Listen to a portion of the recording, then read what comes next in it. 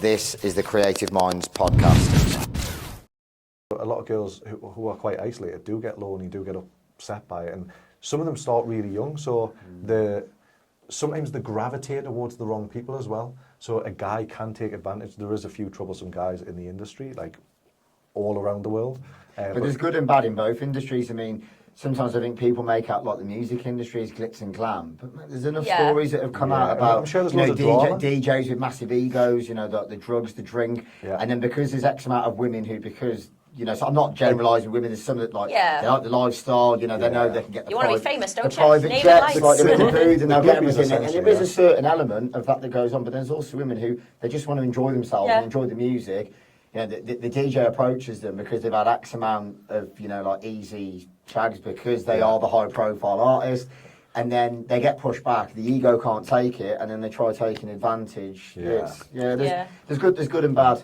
In all industries. What you tend to find in our industry is if a girl is feeling lonely and stuff like that, they really want a connection with someone. So then you'll get someone who's a bit like controlling and wants to they'll work together once, and then all of a sudden it's like, right, you're mine. They're very possessive, and I don't want to. Like in a boy-girl set. I can imagine that is quite an interesting one because you unintentionally develop chemistry with someone, and then you think, oh, actually, I want this to be more than work. Because I've read in the past, I know that Peter North, who obviously the Canadian, he's like one of the most famous. He was with George Denial. They were married, I think, for 2 years, and then Rocco Reed was with Asa Akira for a few years. I think there's a few. I think even Vanessa Blue. You can tell I've done my research. Vanessa Blue with Lexington. I'm sure there's a few that have actually they've been in serious relationships. But then there's probably over time. It's quite an interesting dynamic. The thing with it is, like, we have friends who got together within the industry, like Tommy and Ginny, for example, me and you.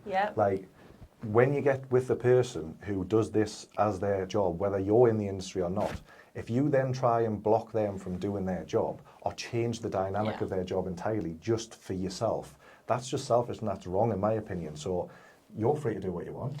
But then you can also see from a mile off the people that are a bit sneaky. So you're like, why is she acting like that? Or why is he speaking like that? And the thing is as well, you know what you're getting into from the start. It's not like, you're leading this double secret life and then you find out. So, well, if you know what you're getting into, you either deal with it or... Well, we literally tell each other all the time, like, he's just messaged that's a bit random, isn't it? Or, like, the other way around, like, what do you think of that? But the crazy thing about it is there's so many girls in the industry that get a boyfriend outside of the industry and then all of a sudden they don't shoot content anymore. They're just shooting with a boyfriend. And then they split up with that boy 6 months later and he removes consent, so they've got to delete all the content.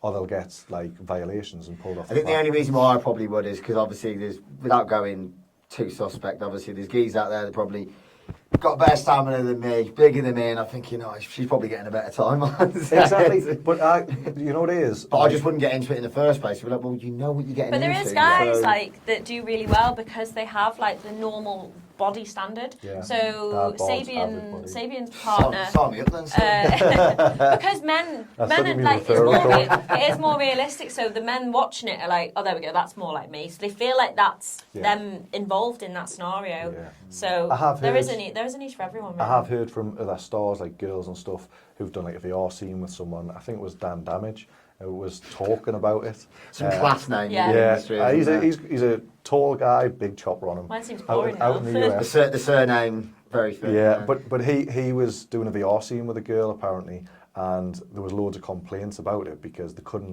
people watching it on the VR couldn't pretend it was them because he had such a big chopper, and it was just like... This is what I was about to say, so it being VR, was it? So they're looking at this girl with this massive chod on, like, tackling that. For me, that's the kind of stuff I want to see. I don't want to see someone with a tiny little chopper going with some... Doesn't really work, does it? It's the same with her. I don't want her working with guys who've got small dicks. I'd rather them... This is the controlling aspect. Surely it makes you look better when she comes home. No. I want her... He wants to see me struggle. I want to see her struggle, yeah. I prefer guys with big choppers. I'm just looking at the media team in the corner. Doing well to keep it together again. But like I say... One of his favourite scenes is when he was away and I went off and met an American guy who was very large. And I was like, do you know what? I think I could take that in my bum. Yeah. She couldn't. Did you meet her in the caravan? I tried.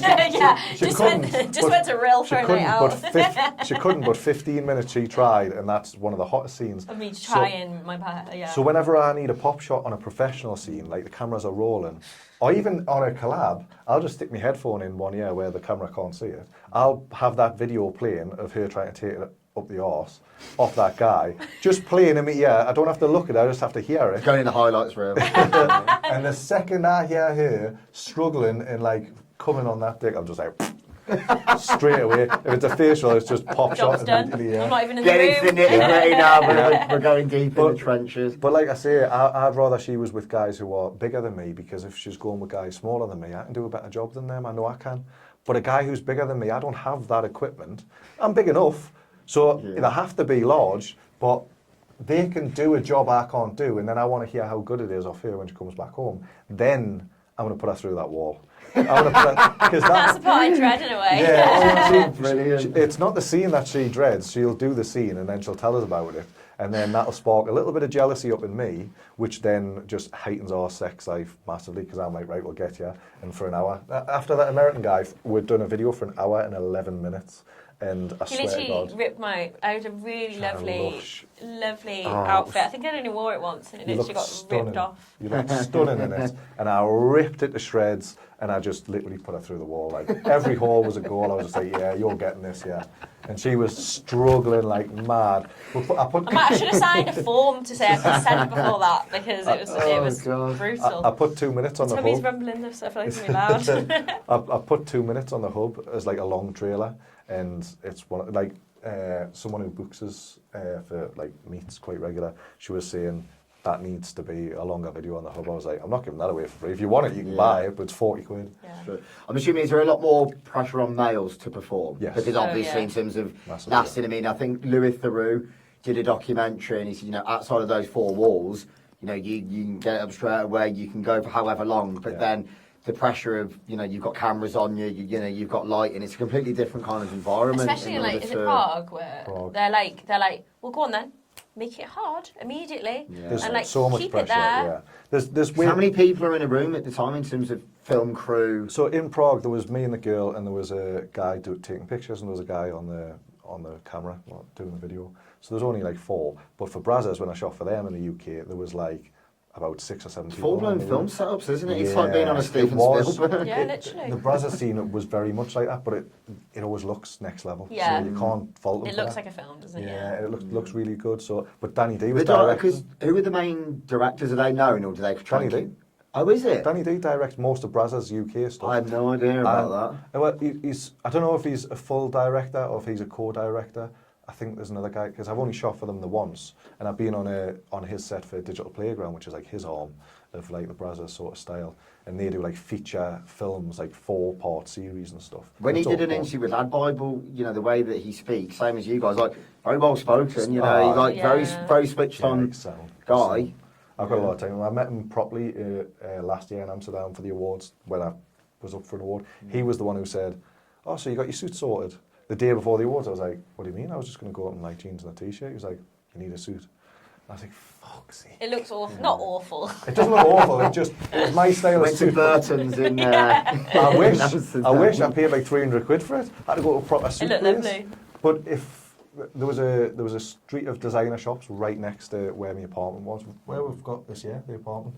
And I walked down there, and I walked in a couple of suit shops, and I was like, I'm not You still haven't ordered his outfit. We're going on Saturday. No, we're going on Monday.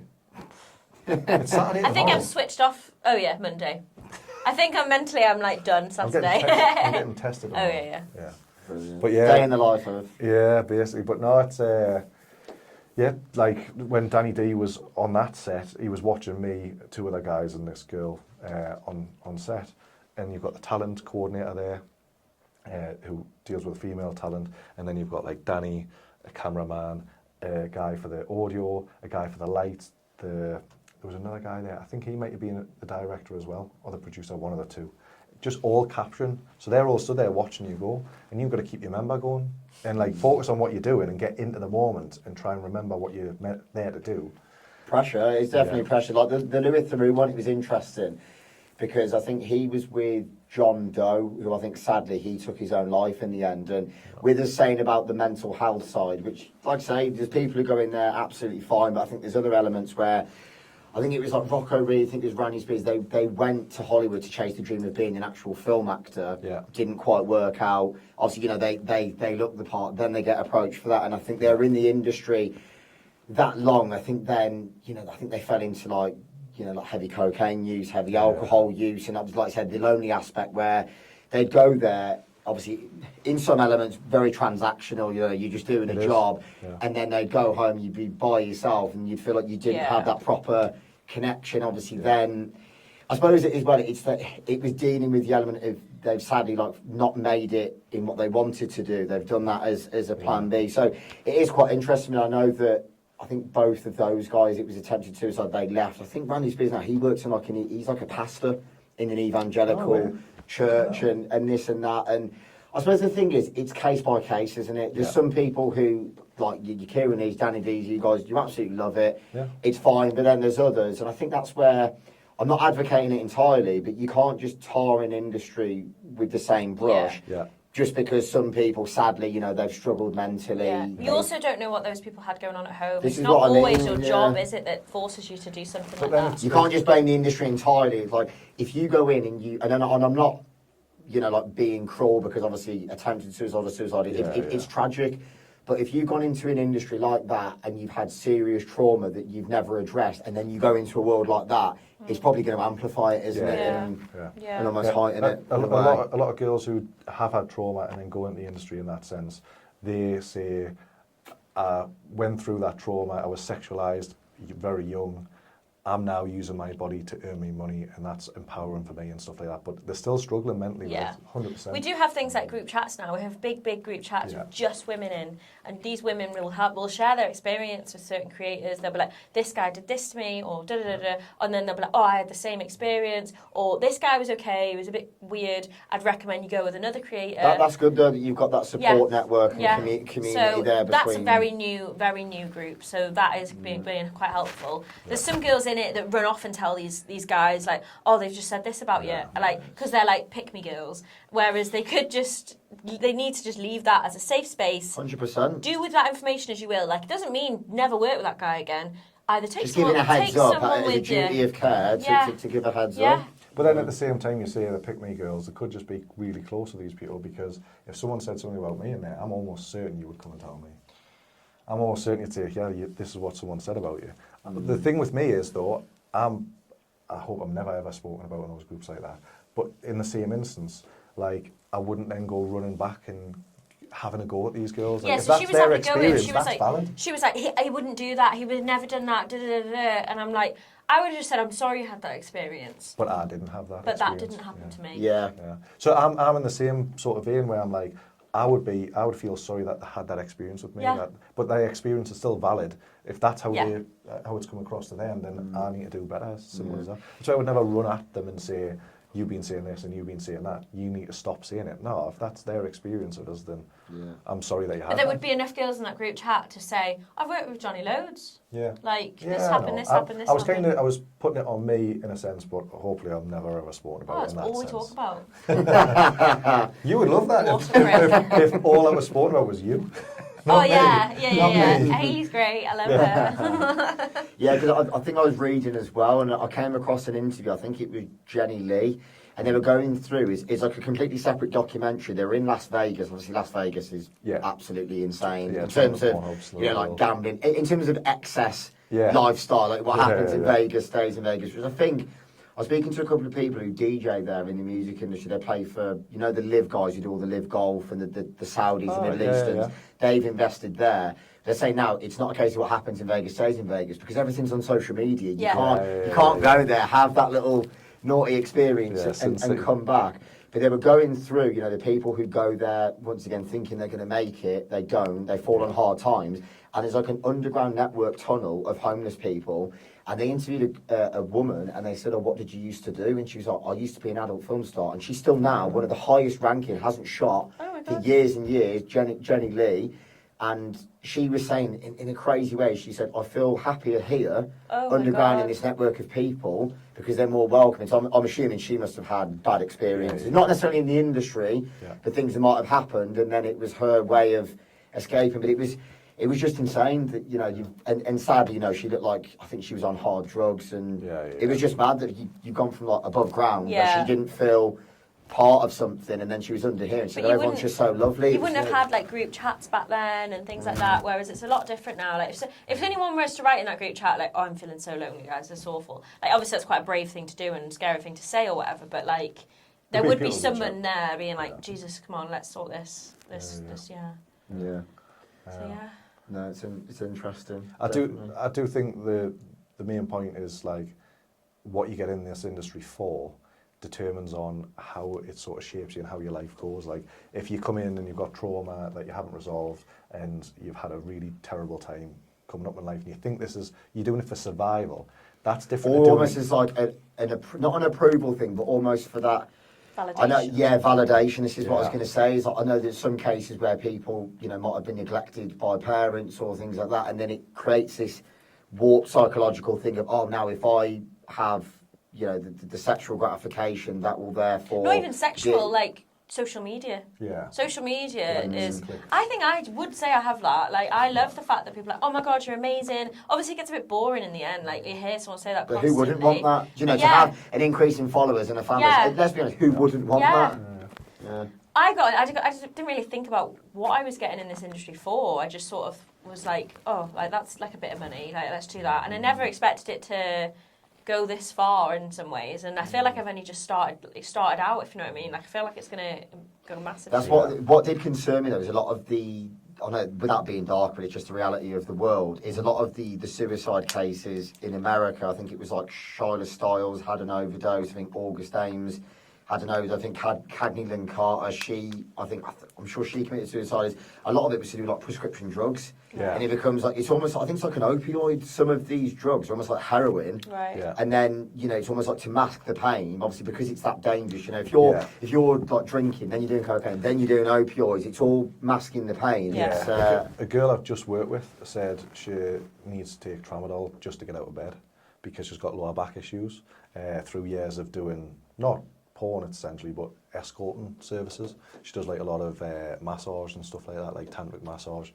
And she says just the way she's obviously sat the whole time, it's compressed her lower back. Strains. Yeah, it is literally repetitive strain, so she has to take tramadol to get out of bed just so that she can move about. She was fine when I was with her. I didn't notice anything different. She probably would mask it though. She's a lovely person, she probably would never want anyone to like... But I said to her, I was like, you want to be careful, they are opioids and they are highly addictive. Yeah, highly addictive. Yeah, I mean, I know my friends were taking 2, 3, 4 tramadol a night to get to sleep. They didn't have any pain. I think they got prescribed for pain, but they were just taking it every night. I'm laughing, sorry, because I nearly took a sleeping tablet the other night, but I had one the night before, and he's like, you need to be careful. And he probably shouted at me. I was like, and then he rang me, and I was so tired. He went, you took it, haven't you? And I was like, no, I actually hadn't. I was just so tired. Sometimes I have considered that when we have like heavy weekends, and then, you know, sometimes you can't sleep like 6, 7 a.m. But luckily, I just listen to rain sounds on Spotify. Listen to his voice. I knew that was coming. Back. I'm going to listen to one of my own podcasts. That'll put me to sleep. My mates literally say that all the time. They literally say your voice. Just you going, go to sleep. Go to sleep. That's not a bad little impression. But all right impression. What we stick on now is like spit. We've randomly come across it, and we started sticking like 3 hours of like space stuff. No, we haven't, because he goes to bed at bloody 6 a.m. and that's true, yeah, but when we're going to bed at the same time. But then I enjoy going to bed late, like even in the week, I'll work, so people say, you're nuts, but same as like Jackie as a media team, because we're workaholics, my normal is going to sleep at like 12, 1 a.m, but I don't have to wake up at 6 a.m, though, I still get 7, 8 hours, as long as I get... So, I mean, on a crazy August bank holiday weekend when we had shows from like Friday to Monday morning, I can function on about, as long as I get 5 or 6, I'm fine. But when it's 4, starts playing with your mind then. It's the sleep deprivation. I say that like I don't party, but yeah, the sleep deprivation, definitely. I see that. Like, I can be the same, but this morning I was like, I'm pretty tired. I've had the people doing the bathroom every day for 2 weeks, I suppose. I can't hack that. The noise. Someone had a leaf blower outside mine the other day, and I was going to go and knock him out. I slept through them yesterday. Like I couldn't. I slept from 6 till 11 a.m. No, but I didn't wake up once. But this morning, I was feeling a bit groggy. I was feeling a bit tired. I was like, what time is it? 9 o'clock. I'm probably dropping a modafinil. So I just took a modafinil. I was just like, that'll just ping us all day. I'll be fine. I'll be wide awake. Today? Is that why you're so angry on the road? No, that was because obviously traffic and stuff. You got to say, going from Wales to Birmingham, that's enough to send anyone over. Yeah, exactly. Those Birmingham ring roads. Why are you doing 55 in the outside lane? He was extra awake though. He was like, move up, But yeah, I can survive on about 5 to 6 hours sleep. I probably shouldn't. I should get more, but I just don't. This is the thing sometimes when people say, oh, you have to get 8 hours, but some people are highly functioning off only 5 or 6 hours. Everyone's different. Yeah. Apparently it's different in men and women. Like women need more sleep. Because men have higher testosterone levels, and testosterone is what. You probably have it hard in terms of when, I know a lot of women who've had children, the sleep deprivation. I think, I want kids, but I think, Christ, I like my sleep too much to be woken up several times a night. The dog's bad enough when she's got the shits, she wants to run past sleep. I just let her deal with that. I'm like, yeah, it's your dog, it's not mine. I'm sleeping, that can't be arsed. So, I know that I suppose we've touched on a few stories so far. What have been your most interesting experiences on set when you've been shooting? That's a good question. Do you want to go with yours? I can't think. What can you think of mine? Well, probably the Brady Bud stuff. Oh God. Yeah, probably. What we were talking about earlier. Yeah, the four guys against the men thing. It's impressive. Yeah. To be fair, that I was terrified. I was not excited in the slightest because obviously they're going into all the different areas. Yeah. So I'm like, what if there's some sort of mess anywhere? Yeah. I was literally, and then obviously during you're still thinking that a little bit, and then afterwards I was like, that wasn't so bad. I was like, that was actually a great time. Yeah. Round 2, guys. Yeah, let's go. It was a hell of a scene. So we shot that scene, and that's basically because there was 4 of us. We're like, right, we're going to do triple penetration. So she was like, okay, like, you've done double vaginal before. You've done double penetration, so both holes filled at the same time. This was 2 double vaginal plus in the back door. I sort of just was like, he'll tell you what I can handle, because I have no idea. Yeah. He always puts me to my limit, I'd say, and he pushes it and pushes it. Whereas if it was with me, he'd get like this big toy out and he'll be like, you can handle this. I'm like, I literally can't. And he's like, no, you can. And then he'll just sit there and just make it happen. He'll make it happen. So he knows what I can handle better than I can. Yeah. But so then it was that, and then I was in her mouth, and it was just carnage. But then we went from that scene. So that was her scene done. Happy days. Then I shot with the same guys again with another girl after that, Ivy Maddox, and she done all of the same sort of stuff. Obviously, we've done stuff in the gym with you, which was really fun because she was on a bike with a. She was on an exercise bike. She had a dick in her pussy, a dick in her mouth, and then. They were telling me to pedal still. She was pedaling away. It was so funny. Then we're all taking turns, swapping round, and then. On the rower thing. Do you think they have to go quite out there because obviously the industry's been around since the 80s? Do you think they kind of have to go a bit out there? Well, probably they do like comedy, like more comedy in it somehow. So then we went on the rowing thing, and he was going like back and forth at the same time, and then we literally fell off. And we've kept it in. So no wonder you are in good shape. You're looking cardio and your core and your strength. I paid for mine in Turkey. I didn't work for any of this. But then after that scene, Ivy Maddox, it was her scene with the 4 of us, done exactly the same sort of stuff again, obviously not the stuff in the gym, but she done double anal as well, so I was in and so was Raoul. So it's literally 2 dicks in her arse at the same time, and that was hardcore. And it was, but then... that's beyond hardcore. Honestly, it was insane. That was unreal, and then later on that night, they all spat in it afterwards. They were spatting it before we went in. Oh, God. She was like, gaped open, we're like, I was expecting interesting, but this has exceeded my expectations. It was like that, and so many missed it. I was like, how can you miss that? I was going to say, she's taking double and you've missed that time. Yeah. Jesus Christ. But, you've got a good aim with spit. I have got a good aim with spit. I just realised as well, because a lot of the podcasts we do in music, I should have put the history of Johnny Sins or the history of Brad on there. I should have brought my Life in Times of Ron Jeremy on the top. But yeah, no, and then we shot like an orgy that night, didn't we? All 8 of us, because Sienna D was there as well, Yasmina Khan. Okay. Them 2 were there. Because one of my good friends, Dwayne, I'm sure, is it Brooklyn Blue? Yeah. He's one of his best mates. That's his missus. Oh, right. Because when I said you guys were coming on, he was like, "Oh, we need to get Brooklyn on at some stage." Yeah, Brooklyn would do this, I think. She seldom shoots now. She shot for the Nerd Perverts up in Durham way. Yeah, because Mark Gotham shot with her. So no, I think I watch a lot of James English's podcast, and he did one with Ava Cox. She's from Manchester, and he was speaking to. She's like, "I just fucking love it. I just like." Yeah, she does. Yeah, I was just saying, like, you know what? She's making a few quid. She likes it. Just crack on. Do you know how tall that lass is? She's heavy. Yeah, she's 6'2". I wouldn't mind meeting Ava. She's all right. She's 6'2" or something. Yeah, she's huge. heavy, man. She's like, I worked with her and Sienna Day like back in, it was New Year's Eve 2023, I think it was, and I worked with them before me and my mate went up to Glasgow to see Scott Brown and Bass Generator and all that sort of stuff, like Scottish hardcore, happy hardcore, and yeah, so I went and met them and done a really short scene with them, but it was good fun, and I met her and I was just like, fucking hell, she's tall.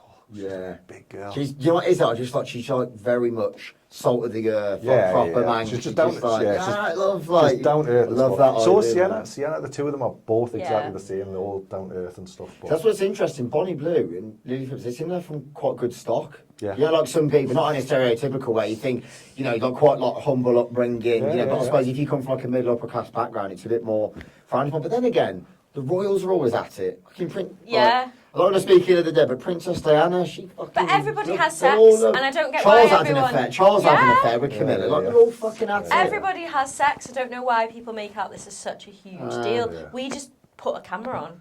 Yeah. We just press go. Yeah. Like, that's the only difference. We just film it so other people can watch it and get some ideas, essentially. And, like, the amount of people that we actually make happy, like, people are so happy that we exist. Yeah. Like, I'm sure there's people who probably say to you, you saved our marriage, or you saved our relationship. Yeah. I had a guy buy me underwear. And so for him and his missus. And his missus, like with a load in them and that. He was like, he says, "Oh, I wore them for me missus, I blindfolded her." And I was like, "Guess what that is?" And she's like, "Oh, what is it? What is it?" And that's Johnny Bravo or something. And then put them on her head whilst he was checking her, apparently. I don't know. It gets a bit strange, but hey, I'm not yet a king shame. If that's what you're into, that's what you're into. And at the end of the day, that's what floats your boat and keeps you happy. Yeah, he paid a good wedge for me, Keg, so it was what it was. Yeah. I was going to say, with you saying right at the very start about the urinating aspect, what's the most random requests you've had, and what have people paid big money for as well? You don't have to give the actual amount, but big money for. But you thought really in terms of what you've given them, you know, like a pair of knickers. Sometimes people have socks and things like that. I had a guy pay me £40 for a 3-minute video or something along those lines of us just blowing bubbles. Yeah, we couldn't find bubblegum anywhere. Well, in Romania at the time, I wanted Hubba Bubba because that blows the best bubbles. That's a mad kink, that. Yeah, no, and it wasn't anything sexual, fully clothed, just camera on us. But you wish you could get more of those. Or probably not, actually. This is boring. Yeah, his jaw's killing him at the end. I was chewing like 4 bits of Hubba Bubba. That's something in common there. Yeah. But he has asked for a custom video of us having sex, blowing bubbles at the same time. And I was like, I can do it. It'll be a custom, but it'll be a high-paid custom because who the fuck wants to watch that? Orbit or Wrigley, it was the Wrigley. Yeah. If someone's saying like, "Oh, can I have this, this, and this," and it's something that I can sell on, like on all my platforms that people are going to pay for, yeah, sound. But if the focus is on me having sex whilst blowing bubbles, then I'm not. That's going to be a higher price because it's such a niche that it won't sell as well. I've thought of something. Sorry. So people pay a hell of a lot of money to put really good make puffer jackets on. Yeah. And just wear the puffer jacket and like rub it and be like, "Oh, this is so." ANSR, the set. No, it's just the fact that, and then you go on about how much it's suffocating you or like something like that. And then if you like were to touch yourself in this, there's a girl called I don't know if she's in the industry, Lana Rose anymore. Yeah. She was the one. She's been on Facebook who. She's gone into the whole had kids, wants to completely forget the industry, but then it's like, well, probably going to be quite difficult now because she's that high profile. Well, you know, she's with like a really normal, like Christian, like looks like an accountant. Right. No, it couldn't be any further on the opposite end of the spectrum. She's had kids. Yeah. But then once again, this is not me, you know, like stigmatizing it, but the reality is, you know, when you have kids, people are going to find out at some stage. So it's quite. We know creators that have had kids recently, and they've got like their close friend stories, posted all about the kids and things, and they've made that much content that no one ever knew they ever had kids. So they get to carry on doing what they do, but no one knows. But in terms of, do you not think this is where I think sometimes in terms of the double standards?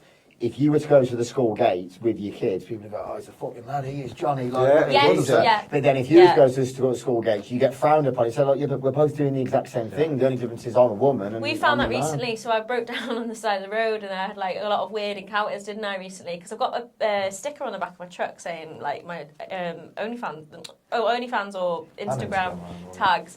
And the way that the people were speaking to me, because they see my number plate, it says ho, and then I'm asking for it really, and then so one guy was like chatting to me and everything.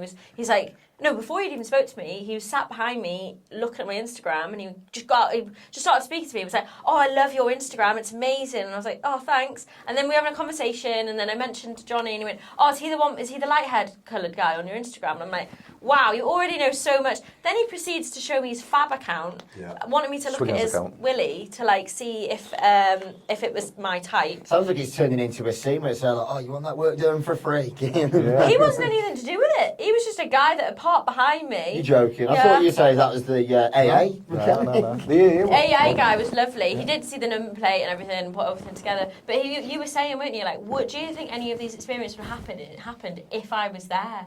And no, I don't think they would, but like... There's definitely double standards, I think, in terms of if you're a guy, you know, like, your Kieran-E's, your Danny Dean's, like, oh, he's a proper lad, but then if you're a woman, I mean, I've watched interviews like Lisa Ann and people like that, they say, like, oh, you're a disgrace, but you say, like, but you're both doing the exact same thing. But that's because the women assume that she's going to try and steal the man, and the men assume that they can just sleep with her because she sleeps on camera for money. I mean, they're both true.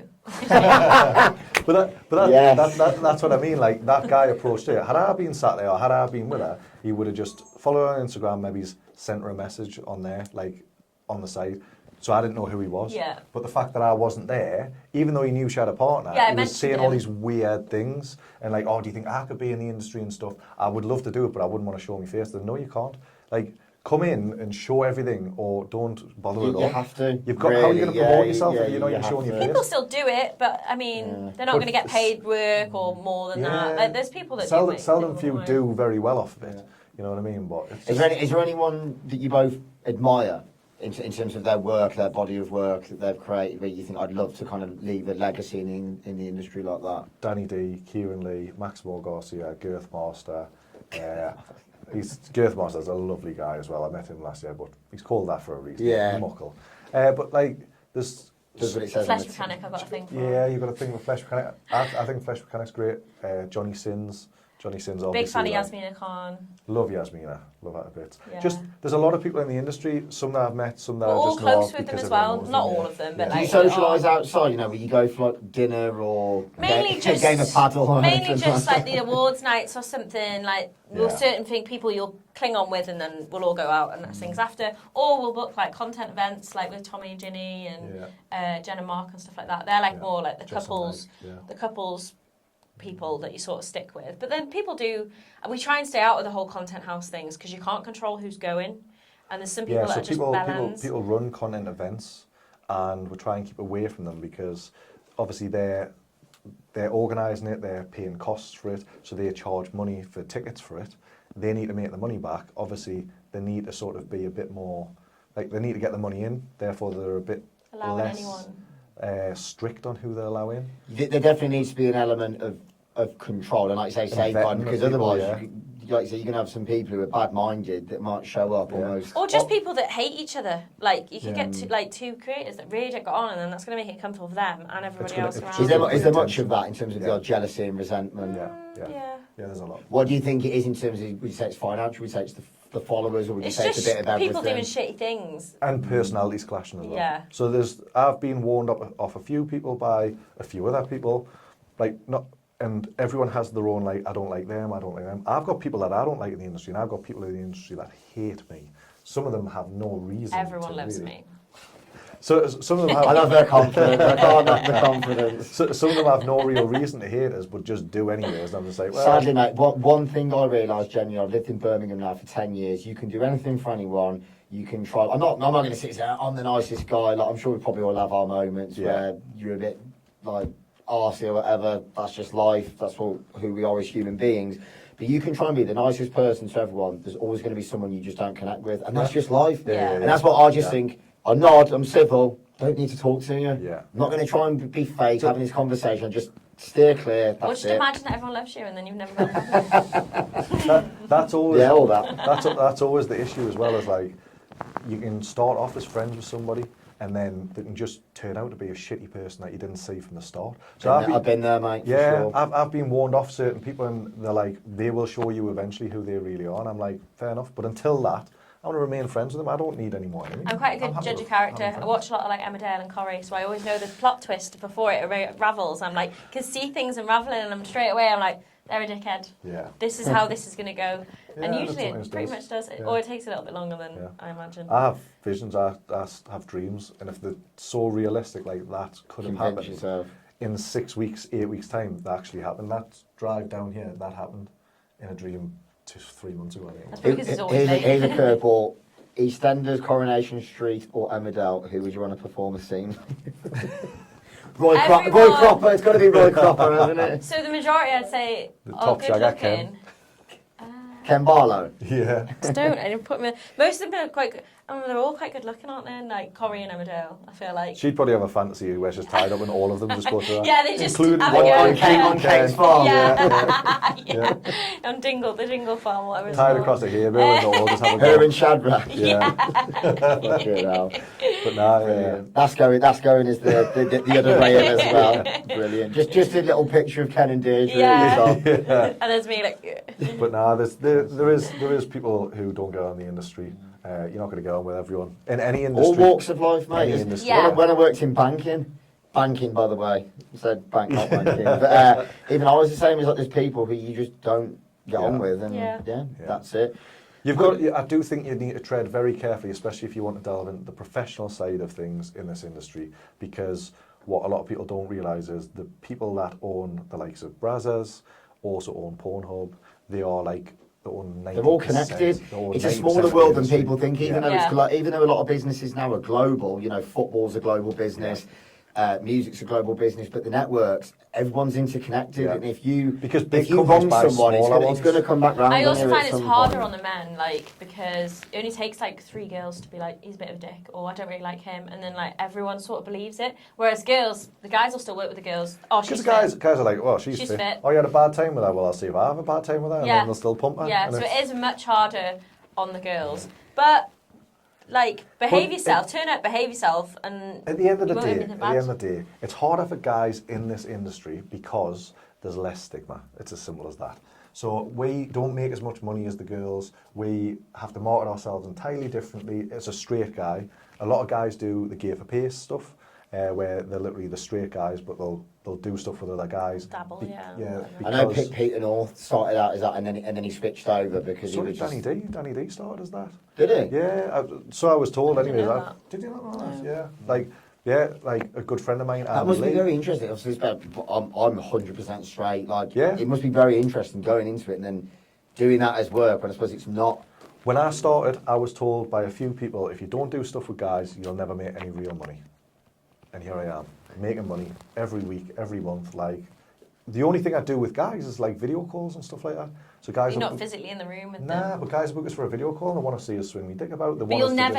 So the guys will try and get him to do certain things or say certain things, and if that's not something he agrees with, he's like, I'm not fucking saying that. No, I'm not saying that. Fuck off. But then I think they like him for that he won't change. Yeah. But I think a lot of gay guys think that like a straight guy, and that's like a niche in itself. Oh yeah, a lot of gay guys want to turn a straight guy. So then there's a lot of. We were having this conversation in the office yesterday. Yeah. So literally, like they want to try and turn a straight guy, and that's fine. And some of them are probably quite successful at it in their private life. Never turn me, mate. Yeah, they've been the same when they're supposed to lesbian. If you knew a girl was a full-blown lesbian, you'd be more determined than ever being like. I have come across those cases though, even when I've been at after parties, and you see it's like a challenge. It's like they're determined to try and turn someone. Yeah. And obviously, because of the whole like babyface, blonde hair and blue eyes, I used to go out normal clubs when I was 18, and you'd have guys I'd say like, mate, this digestive system's one way. There's nothing going up here, so it's not like that's what I was like until I met him. Yeah, that's very true. Yeah, but no, like I say,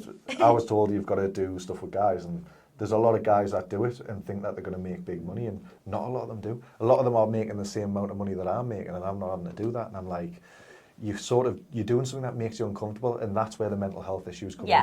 You're doing something you didn't set out to do. You're changing your personality. You're doing it purely for financial gain, doing something you don't want to do. You're probably going to end badly. Whereas with me, I love what I do, so I can't turn around and go. The only thing that stresses me out is the financial side, because no 2 weeks are the same. Yeah. I got paid. Self-employed, aren't you? Yeah, I got paid off my clip site yesterday, didn't I? I told you. I actually did better than him on this clip site, and I never ever do better than him on this one. £54.59 I got paid off this clip site. You're doing it for the passion. Yeah, for 1 week, and then the week before I got 500 and odd quid. Yeah. Because I'd had like a few people subscribe to my video bundles and loads of sales and stuff. So no 2 weeks are the same monetary. But when you go on this clip site, his score on there, or whatever, is amazing. He's doing really, really well. But then the money that came from it that week was just like, what? I'm 53rd globally out of the males on that site. And there's like 10,000 or something on there. Yeah, he's doing really well. Yeah. So that's climbing up that rankings board. Literally, I need to get in the top 20. That's what I want. It's like the adult entertainment's version of Experian. Instead of checking your credit score, you're there I'm the fourth top male in the UK on that site. So when I look, I follow them all. I follow all of the UK ones, and I follow like the top 100 pretty much of it. And some friends of mine and stuff, just to see how they're doing. If I click on me following and I have a check, I can see their ranking. So then all I do is I treat it like a game. That keeps me sort of... Healthy competition as well. Yeah, I'm competitively minded. They don't realise they're in competition with me. Yeah, I'm like that with a girl that has a similar look to me. So I think, but she does quite well. But she does a lot more weirder stuff. She'll do like... And she prices it a lot cheaper. She does it a lot cheaper, whereas I don't want to do that. I'd rather sell less and price it higher. It's knowing your worth as well. I definitely think there is an element of that as well. This site actually takes like 40% off you as well, so like... Yeah. 40%'s high. Yeah. What's OnlyFans 15 or 20? 20, yeah. But then OnlyFans also charge the end user 20%. So they get 40%, but they get 20% from the end user.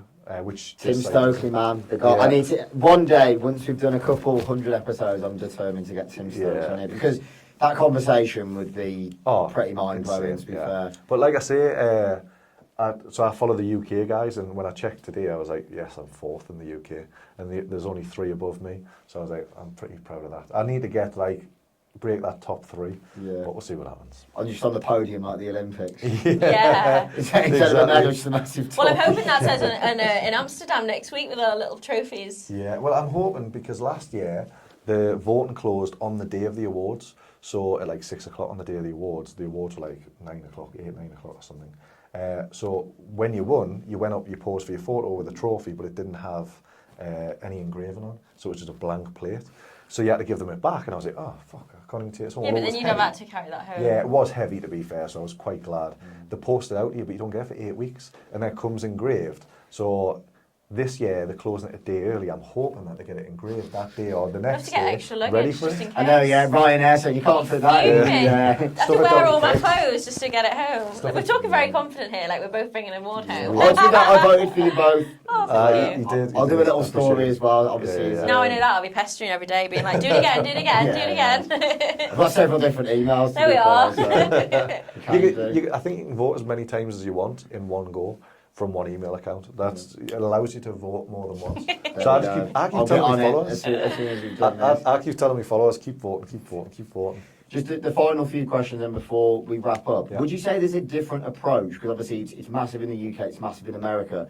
Is there different approaches in terms of how they film and the scenes American compared to UK? Or would you say, because now obviously Kieran Lee and Danny have gone over there, they've got their own influences, is it kind of merged as one, or do you see the differences between the two countries? Professionally, the likes of Brazos stuff, it's all, I believe, it's all shot very much the same sort of setup, the same crew, like obviously different people, but the same style of crew, the same setup, so that they get the professional look to it.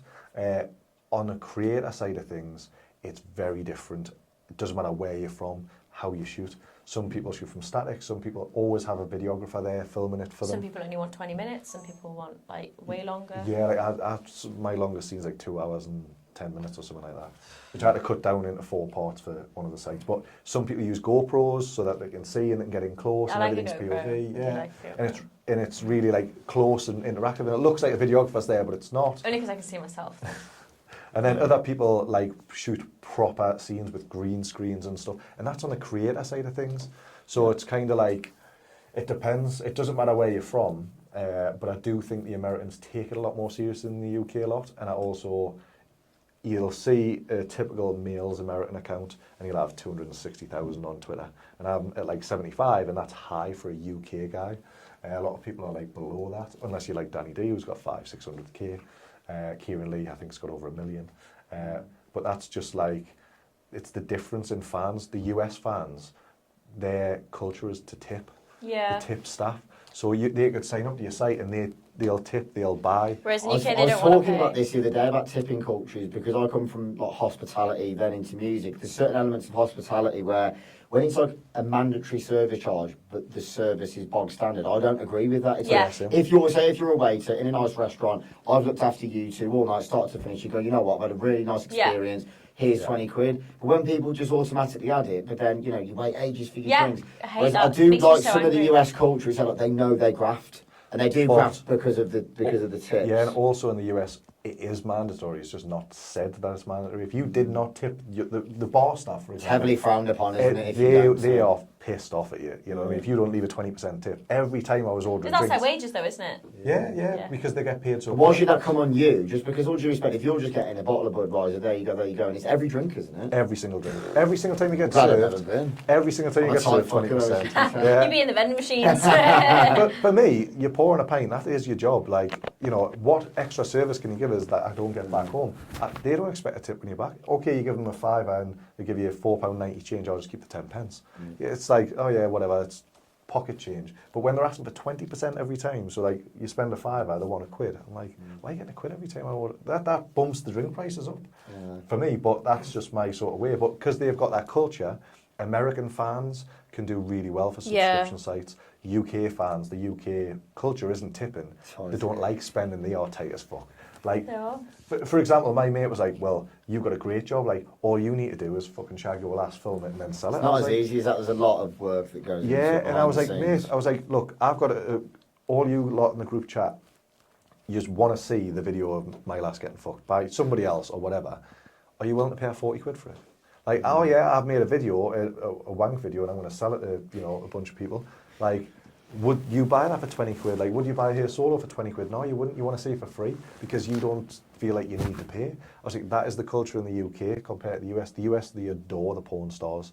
For the majority, obviously, you've got the churches and stuff and the people who are highly religious who don't, who like protest outside like churches are completely free of sin. I don't want to comment on any of that. I don't know. But at the same time, that's again, you can't tar the whole entire. No, of course not. There would have been really nice priests. From certain people's actions, and obviously people are doing that to follow a certain way of life. But at the same time, like at the awards ceremonies or at the expos, a lot of fans are invited in America, and there's queues. Like Lily Phillips' queue at the X3 Expo in LA in January. I've never seen a bigger queue in the place. It was round the block to get a picture with her, just to feel her arse. They were like feeling her arse, getting pictures with her and stuff, and. She was busy on the Pornhub stand, and it was good to see. Whereas we don't have that in the UK. We had the UK awards in June, and there was a few fans come, but it wasn't nothing like America. Nothing. I didn't realise fans turned up. Well, most of the photographers are fans. Oh yeah. Like, we're there for Johnny. Yeah. They were there for me. I never get any photos snapped there. Like I didn't get any. You got a few. Yeah. By that last, but so they take photos and stuff as fans and just post it to their own Instagrams and post videos onto YouTube and stuff. But they're not official photographers for the place. They just turn up and it's mad. It's a mad old difference. The UK to the US, even Europe's slightly different, but they haven't got the fan base neither because they're quite reserved as well. The US is a lot more open, and if only we could move to the US or like... That's what I was going to ask, to be honest. I'm assuming you probably would consider it in terms of... I'd always wanted to move to the US, one, because it's an English-speaking country, so I don't need to learn a new language. But two, because everything's bigger and better out there. Like, I like the cars, I like the lifestyle.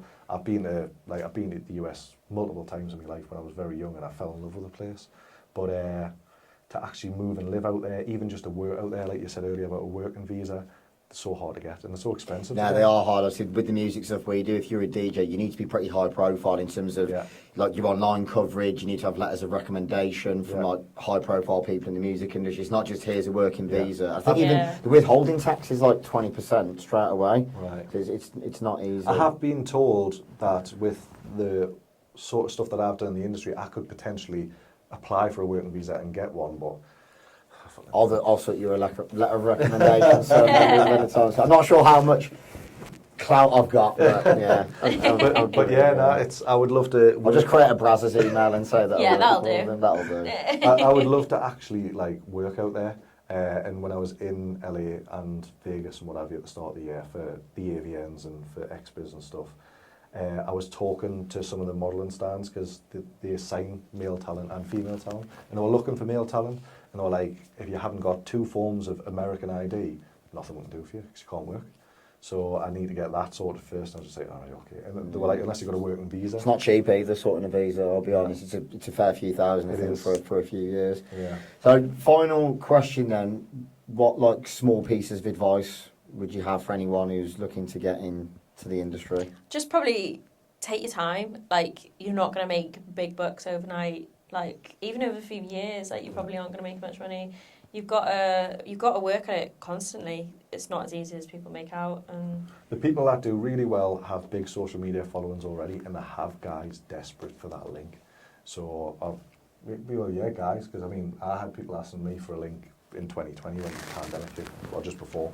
A lot of frustration during that period. Yeah. Way before like I'd done any of that sort of stuff. I had gay guys in my inbox saying, "Oh, you should do OnlyFans and stuff," and I was saying, "I'm not interested. Like, I've got a good paying job, I've got a nice life, blah blah blah." It wasn't until a couple of years later that I started to really think about it. I was like, I wish I could do that. And I approached my partner about it and what have you. But my advice would just be basically, like she said, take it slow. If you're a girl just starting out in the industry, just do a load of solo stuff. If you're a guy, do a load of solo stuff. And also don't just start out doing a gangbang, because then where do you go from there? Exactly. Like, there's levels. You have to take even professionally, you start at like girl, like solo, then girl, then boy. When people say thrown in the deep end, that is deep end. Exactly. Yeah. So for like paid stuff now, I'm trying to like hold back on what I do. Apparently that's not the way that the world goes anymore. That's what. That is the way the world goes. Yeah. So, I thought that. That's what. I don't agree with anyone who says, "Oh no, just do your first anal scene for us." No, it wasn't them. It was another company I was speaking to. They were like, "Yeah, it's not like that anymore," and I was like, "Well, it's for me." Yeah, that's how I'm going to approach it. So. But even as a guy, like a lot of guys ask me, how do I get into the industry?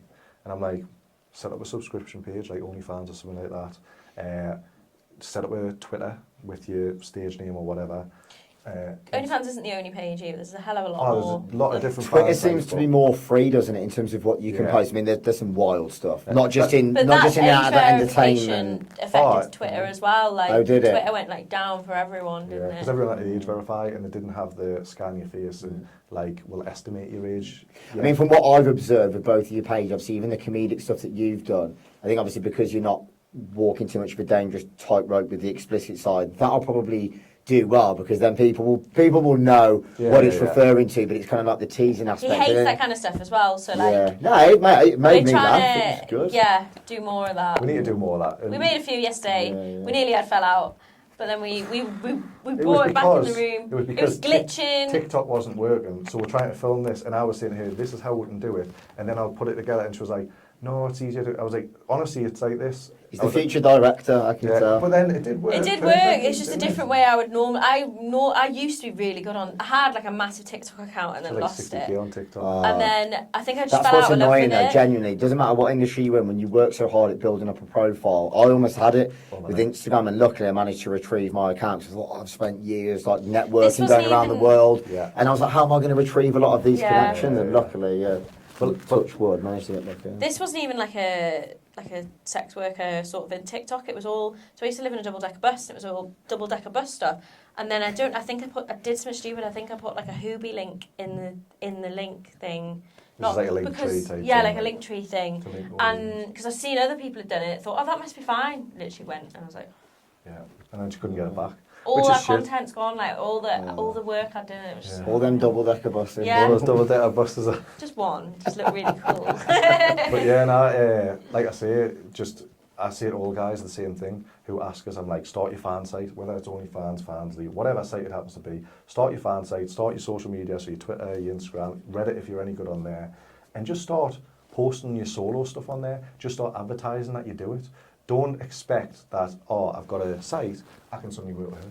You know what I mean? You can't. That's annoying. Like, she is a professional and she works with other professionals. You're not a professional yet. You've not actually done anything. Got to earn your stripes. Yeah. You've got to start somewhere, and you've got to like work with the creators that are happy to work with you. But don't expect just because you've got a page, oh well, I can collab with you now. No, that's not how this works. Yeah. You have to have something to offer. If you come into the industry and you're like, oh, I've started a fans page, and you've got a 14-inch chopper sitting down your leg, there's going to be a lot of high-profile girls that'll probably go, okay, because I can sell that. Yeah. But if you're just an average person, an average guy, You have to work out how you're going to market each person as well. Yeah. Like, don't just work with only Tom, Dick or Harry. Like, Yeah. how is this going to work? Tom or Harry, any day. but like I say, she like we're both looking at it now and we're like, well, how will this sell for me? Like, we don't need the scenes. We've got a lot of scenes, especially here. He's got like so many. Whereas Whereas, like, you're like, got to Good travel bank there. of content there. So. Yeah. Probably got to travel there, pay for some sort of accommodation or whatever. Like, pay for tests. it's a whole day, like, out of my life where I Yeah. could be elsewhere, doing admin, making money and stuff like that. We're just looking at it differently now. We're like, Yeah, how... I'm literally at the point now where after this week in Amsterdam, when we get back, we've got a couple of things booked in, and then I'm just planning on taking the rest of the year off and not working with other people. We can go there and do stuff. Yeah. We can do admin, we can do social media content, we can work on the couples page that we've got. Yeah, we can just set it up. I feel like it could do. Because we've got quite a few subscribers just by mentioning we're going to have one. Yeah, so we can really push other avenues just together. And then we don't have to test every 2 weeks then. Yeah. Because the testing costing £400 every 2 weeks. It's a big drain. That's a lot of money, that is. That is a lot of money. I know. Obviously, we don't have to do it every 2 weeks. Yeah, just but you want to just take the necessary precautions. Yeah. So I'm trying to work it so it's like, right, well, these 2 weeks I'm going to work. But we've literally just done that 2 weeks ago. I paid for one. Everyone cancelled on me. Yeah, we had seven bookings each in, and everyone cancelled on me bar one person. Then I managed to pick up another Obviously, it wasn't my scenes. fault because I'm amazing. I managed to pick up another 3 scenes. She didn't organise anything. I couldn't bother. I thought, like, I've organised it with who I need it to, and I've got other shit going on. I've got this house to renovate. I own the Airbnb. I've got enough to do, so I was just like, I'm not chasing anyone. Yeah. And then no one sort of reached out to her for any scenes. Obviously, something come up for me, and I was like, all right, okay, I'll do that because I've got my tests. I may as well use them. And then another scene come up because she'd had a load of cancellations as well, and I was like, yeah, I'll do that. So I managed to get like 5 or 6 scenes done. No, 6 scenes done. Actually, no, like also 8 scenes done in like 2 weeks for that test. Been a busy boy. Yeah, whereas I was meant to have 7 people booked. It's like 7 collabs booked in, which could have been maybe 14 scenes. But I managed to salvage some stuff. But again, that's 8 extra scenes that I've got to sell. But I've only put 150 out of like the 400 I've got. So I'm like, I need to stop shooting and start pushing the older stuff out. Otherwise, it's just going to go to ruin. Yeah. People you worked with a year ago might leave the industry this year, and then you can't use that content. Of course. It's gone to waste, and you haven't sold it once. Why is it sat there for a year? And I'm just interesting problem to have. Yeah. Compared to all these sex tapes. I would just implore people to take it slow, start the pages, start solo. That's the only time you've said that, take it slow. Yeah, take it slow. Yeah, I'm not used to taking it slow. Like. But no, like I say, I've like bank your content up, figure out who you want to work with. And to be honest, when you're starting out, especially as a guy, you might have to work with some people that I would probably work with people where you don't think about how do I market this. This is just your show reel.